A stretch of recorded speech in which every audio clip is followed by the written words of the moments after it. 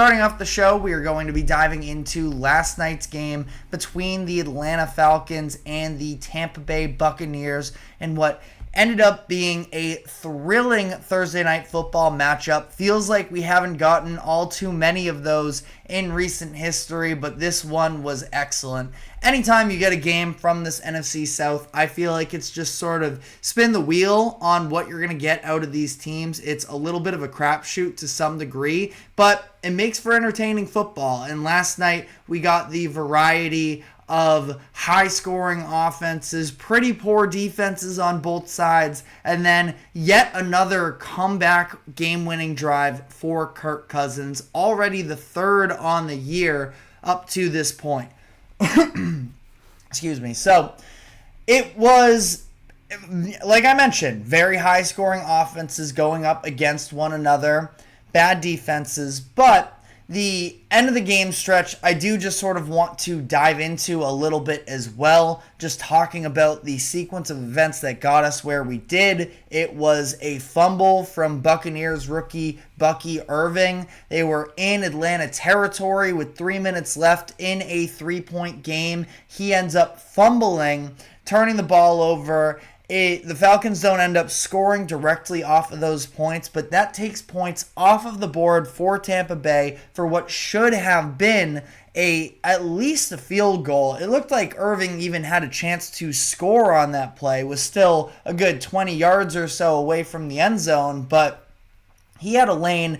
Massive shift of momentum there. Like I mentioned, Falcons don't capitalize, but the Buccaneers aren't able to extend the lead there. The Bucs then get the ball back a minute later, and they are in Falcons territory once again, and they set themselves back with a holding penalty. Now, a little bit of controversy there because there was a missed face mask call as well on the defense on that same play. Probably should have been offsetting penalties, but instead the Buccaneers get backed up an extra 10 yards, push themselves out of field goal range. So again, a situation where they take points off of the board from self-inflicted wounds there, and the Falcons end up getting the ball with 1 minute and 14 seconds left in the game, no timeouts, and just the way that game had been trending and how bad Tampa Bay's secondary was, it seemed like it was only a matter of time a little bit where Kirk Cousins was going to be able to nickel and dime his way down the field, which is exactly what they do.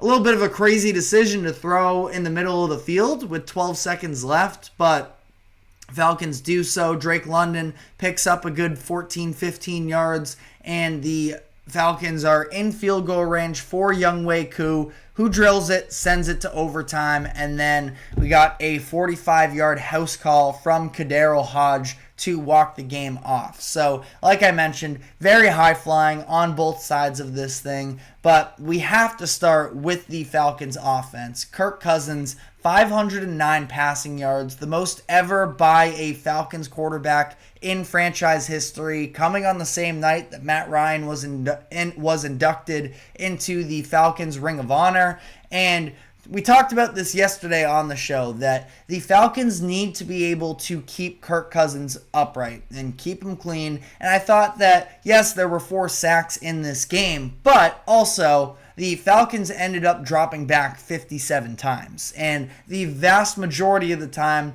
Kirk Cousins was playing with a clean pocket, and he was just able to survey the field against zone defenses and just read them perfectly. I thought the approach from the Buccaneers defense was really poor, but we'll get a little bit more into that later, because I do want to give credit to Kirk Cousins, where he showed that he is still more than capable of making throws like that, and that, you see it at the end of the game as well. I mentioned third game-winning drive of the season so far. Now, last week's was a little bit fluky, I suppose, considering the fact that all 30 of their yards on that game-winning drive came off of a defensive pass interference, but that's football. So, I'm just stating the fact here, 3 game-winning drives for Kirk Cousins in 3 games up to this point.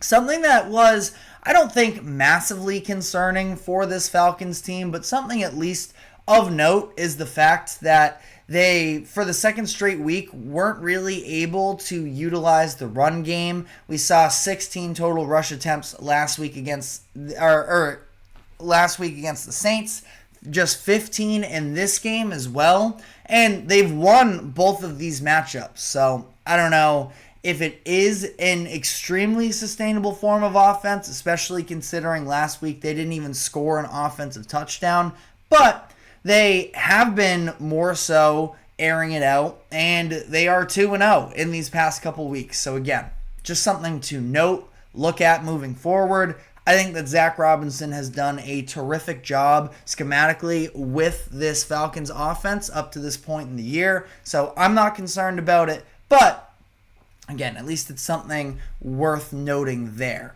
But on that note, I just mentioned the name Zach Robinson and the job that he has done to incorporate all of these different playmakers on offense that we've been talking about for the past few years that the Falcons offense just hasn't been able to produce. You look at maybe Bijan Robinson wasn't quite as involved in this game. I mean, he still ended up with a handful of touches in this. It's not like he was completely neutralized. Yeah, maybe fantasy football owners would probably prefer to see a larger workload than 12 carries, but, he gets 12 carries. He has another 3 receptions as well, so ultimately wasn't really in the game script, but it's not like Bijan Robinson wasn't involved at all either. And then you look at the other weapons, and specifically I want to focus here on Kyle Pitts because of the fact that this is somebody, especially coming off of last week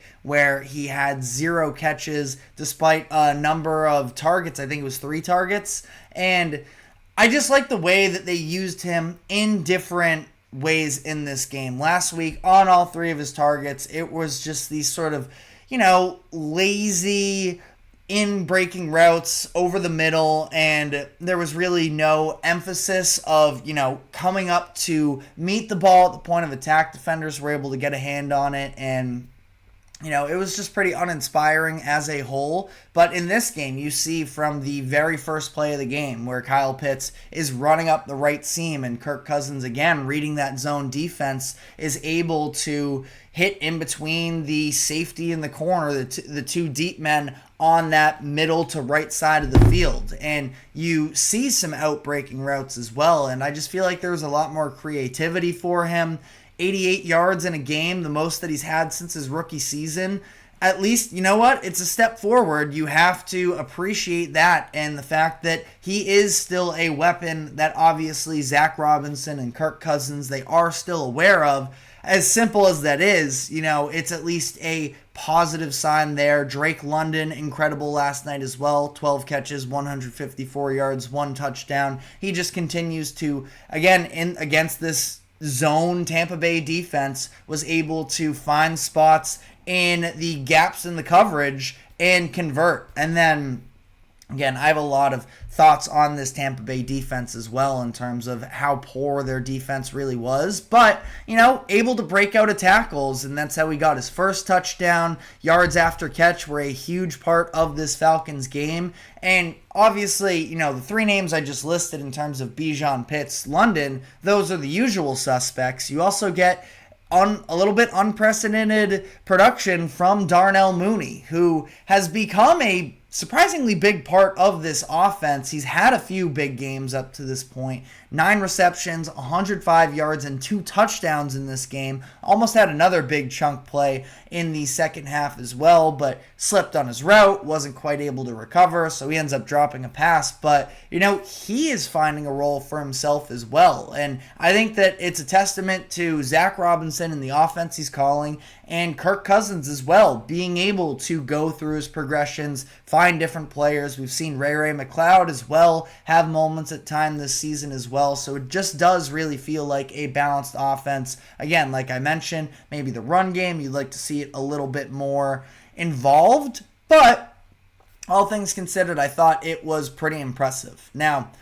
I kept alluding to it here. As much as I do want to give props to the Falcons offense, I thought this was an embarrassing performance from Tampa Bay's defense, where maybe they were just anticipating that the Falcons would come out with a different game plan, that they would maybe try and, establish the run a little bit more. But either way, it was just such bad defense, especially in the secondary. And yeah, they have some key inactives, specifically in the secondary, Antoine Winfield, but, missing a starting linebacker as well as in Dennis. You're missing a key D lineman in Kalijah Cansey. So, you can give them a little bit of a pass there, but not to the extent of how terrible I thought this Buccaneers defense was last night, where it's extremely soft zone coverage. They didn't bring pressure against Kirk, and the tackling at that second level and beyond was just so poor, and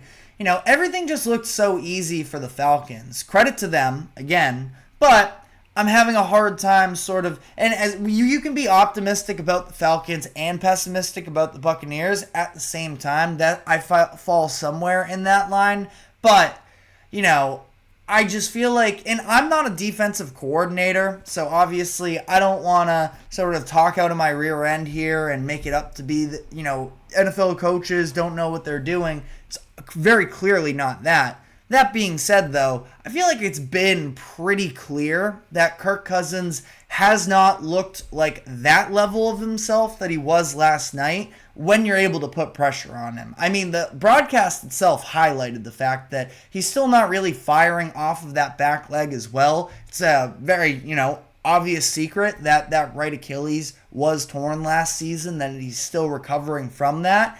And I feel like when you get him off balance a little bit, you see that arm strength and the distance on some of these passes really drop off. And the Buccaneers came into this game, I believe it was with the third highest blitz rate in the NFL. I don't know the exact stats in terms of how often they blitzed in this game. Maybe they did, and it was just entirely ineffective, but I thought that there was just not enough urgency from that Buccaneers defense to put pressure on Kirk Cousins because, like I said, I think that he's a different version of himself when he is under pressure, at least based off of what I've seen so far from him this season.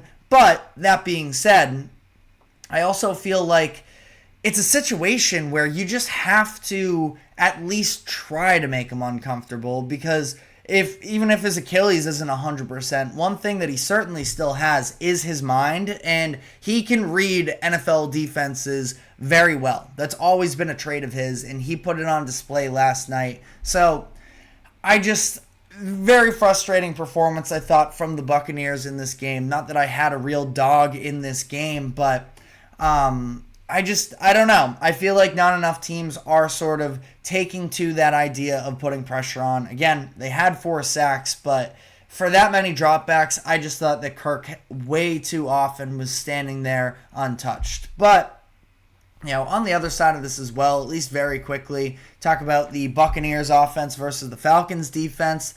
I thought the Falcons defense got the stops when they needed. They ultimately played a fine job considering some of the injuries. Specifically, we talked yesterday about Troy Anderson and the role that he's had on this Falcons defense. He's out last night with a knee injury, and it's the other stars, maybe a little bit more the established stars, specifically looking at a Jesse Bates, who is one of the best safeties in the league, and I think he is criminally underrated in terms of a national perspective. 2 forced fumbles in this game, including the one against Bucky Irving in the final few minutes there. He had, just punching the ball out, the instincts there, the power behind it. I mean, the 2 forced fumbles would have been enough to make Charles Tillman proud, that's for sure. And led the team in tackles as well. You have some push up front between Grady Jarrett and David Onyemata, who has been having a pretty nice complimentary season there. That I think there's, a good amount of positives to take away from the Falcons here.